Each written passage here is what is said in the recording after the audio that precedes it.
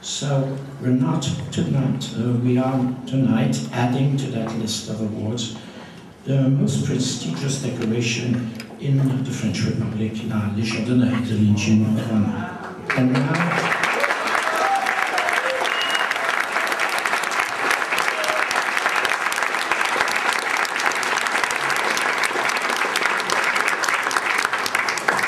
now this is where we are. Yes, sir. I must bestow upon you this Legion of Honor and try not to hurt you as I do it. Wynton Marsalis, en vertu des pouvoirs qui me sont conférés, et au nom du Président de la République, je vous fais chevalier dans l'ordre national de la Légion d'honneur.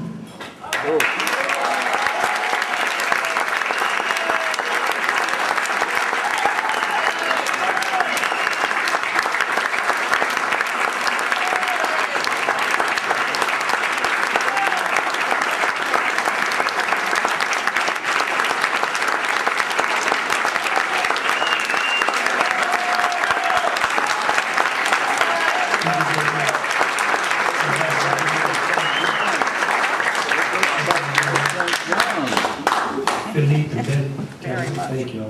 Thank you very much, everybody. I see so many people I know and love in this room. It's like a homecoming. I think just the feeling in the room is a testament to jazz music and the feeling of it. It's so soulful up in here, I can't stand it. I think that I'm from New Orleans, and as you know, New Orleans was founded by the French, so every New Orleanian has some of France in it. And I grew up, I was deeply affected by the playing of the great French trumpeter Maurice Andre. When I was 12 years old, it made me determined to learn how to play classical music. I read on the back of his album cover that his parents, he grew up in a coal mining family, and they were coal miners, and he learned how to play the trumpet that way. And I said, hey, I'm from Kelly, Louisiana, I can learn how to play the trumpet and try to play this beautiful classical music that he plays. As you stated, France has a long history and tradition of loving American jazz and extending such hospitality and feeling to our musicians that we have a deep kinship and feeling. It goes back to the very beginnings of the music, but most famously Sidney Bechet, who at the end of his career found solace in the love and affection of the French people when he couldn't find quite as much at home. He was from New Orleans, and it continues on today with so many jazz festivals. In France, it's the capital of jazz festivals in Europe. The one that I'm most closely attached to, that I love the most in the world, is the Marseille Jazz Festival. And the fact that Jean-Louis Guillemot, the mayor of Marseille, has traveled here, he doesn't want to come to New York. Now, he's here, that means a whole lot to me. And I love him so deeply, and we've worked on so many programs teaching kids over these last 20-something years. And I think about the great Guy Laffitte, French saxophone player of tremendous genius, that we were passing through France on a tour one fall or something, and we ran upon him in the club, and we jumped out of our bus and said, we're going to just jump in here and just jump on top of whoever is playing. And we got in there and started playing. There's somewhere in the middle of France, and this guy started tearing us up. We started looking out, like, there's some guy somewhere in France playing this much horn? What is the deal with this? It was the great Guy Laffitte, one of our greatest musicians. And he's passed on, but so many great memories. In closing, I want to take this time to recognize my father, because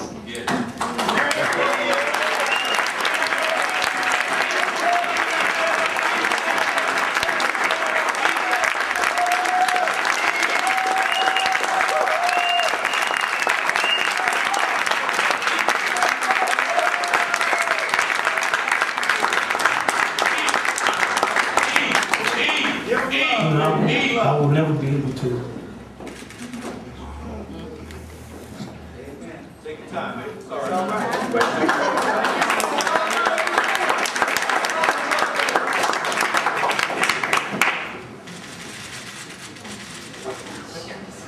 I learned so much from him. All right. I learned it. And my father struggled. He had a big family, no money. He didn't play jobs for thousands of people. Sometimes I would go to a job, there'd be 10 people in the room, 8. He would teach kids, people would come to our home. I grew up watching him. is the least pretentious person I've ever met in my life. He's a man who treats everybody the same. It could be a person in the street with absolutely nothing, or it could be the most rich and famous person in the world. He doesn't care. He is a man of such integrity and feeling, and I learned so much from him. And I can never thank him enough for giving me a front seat in one of the greatest tutorials you could ever have on what it means to truly be a man.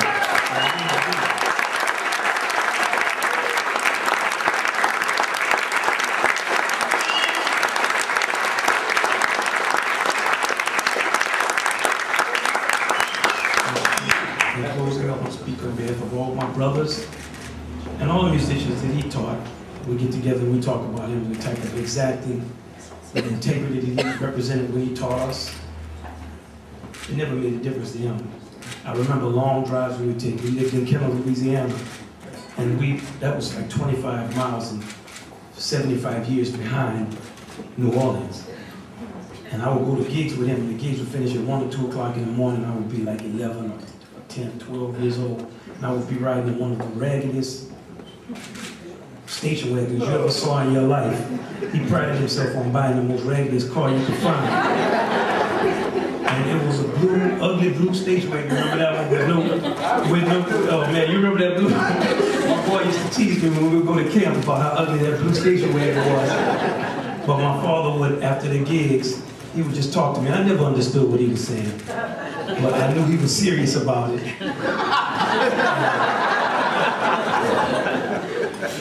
I just want to say that it makes this honor even sweeter that he is here tonight, and I hope he enjoys the music, and I hope all of you enjoy it, and all my friends and family. I love all of you so much. Thank you for all that you do. You know, it's for your good nights. Wow,